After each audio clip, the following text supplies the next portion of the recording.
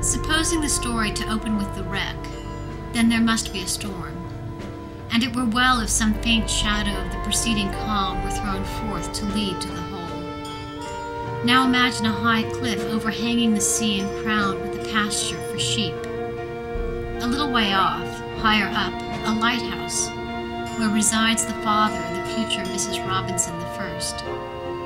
The afternoon is mild and warm. The sea, with an air of solemn deliberation, with an elaborate deliberation, ceremoniously rolls upon the beach. The air is suppressedly charged with the sound of long lines of surf. There is no land over against this cliff short of Europe and the West Indies. Young Agatha, but you must give her some other name, comes wandering along the cliff. She marks how the continual assaults of the sea have undermined it, so that the fences fall over, and have need of many shiftings inland. The sea has encroached also upon that part where their dwelling house stands near the lighthouse.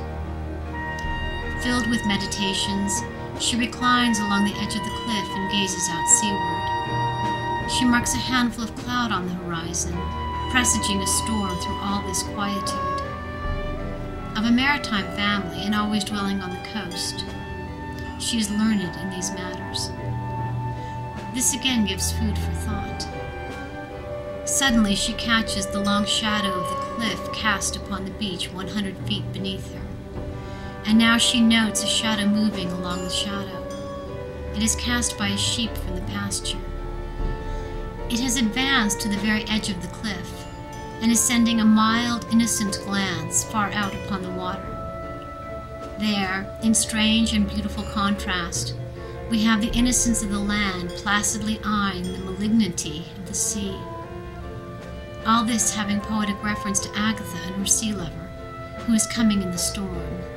The sea carries her lover to her. She catches a dim, distant glimpse of his ship ere quitting the cliff. P.S.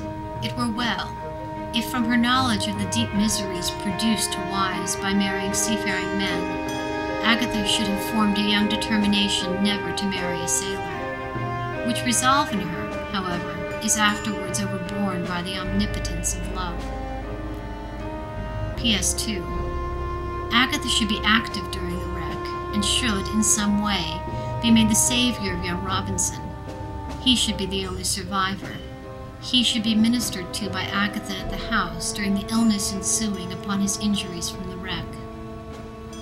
Now this wrecked ship has driven over the shoals, and driven upon the beach where she goes to pieces, all but her stem part. This, in the course of time, becomes embedded in the sand, after the course of years showing nothing but the sturdy stem or prow bone projecting some 2 feet at low water. All the rest is filled and packed down with the sand, so that after her husband has disappeared, the sad Agatha every day sees this melancholy monument, with all its remindings. After a sufficient lapse of time, when Agatha has become alarmed about the protracted absence of her young husband and is feverishly expecting a letter from him, then we must introduce the mail post. No, that phrase won't do, but here's the thing. Owing to the remoteness of the lighthouse from any settled place, no regular mail reaches it.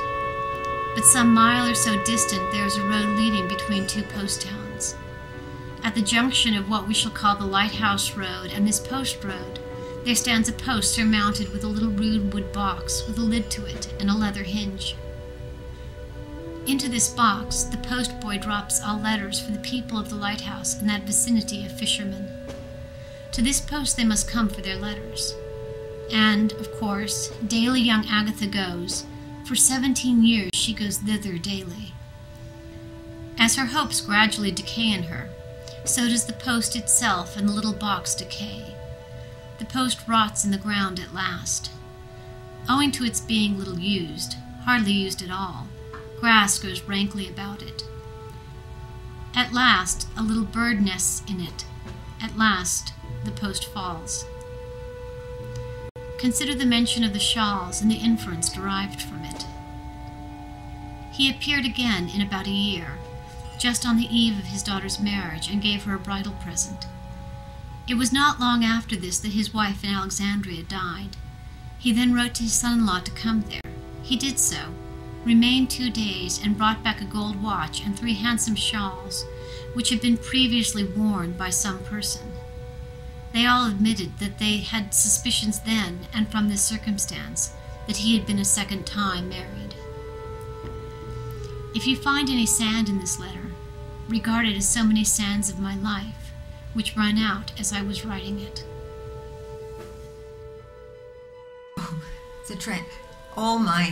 When I was little, I sucked my thumb badly, and I had a blanket that we in our family, and so did Fanny, and so did everybody in my family, and so did my children.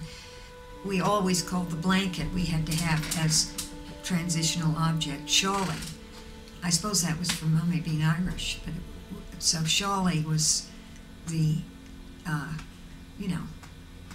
the sacred object that would eventually be discarded, but often it took a very, very long time for it to be discarded. I brought it up in the way I regard these books that I'm working with now that belong to my mother and my uncle. And I think that, and I'm bringing this into the thing I'm working on, that I think they used their books on some way, particularly the books they had during their childhood, as transitional objects that they didn't let go of, because, they both had rather big houses, but by the time they were really old, they were in, nursing homes, managed care places with almost no, particularly with my uncle, with almost no possessions in his one in Dublin. But these few books that he clearly had never been able to part with and had constantly gone to, pasted things in, reread, and tried to fix, and the way a Shawley falls apart, and you try to crochet, like for instance, I crocheted my son a blanket, and that finally we were left with one tattered little remnant of the blanket. And now it seems to me that, particularly my Uncle John's 2 books that I've been working with, and some of my mother's, are literally tattered remnants that have been used as if they were comforting blankets, which is a wonderful way to think about books, I think.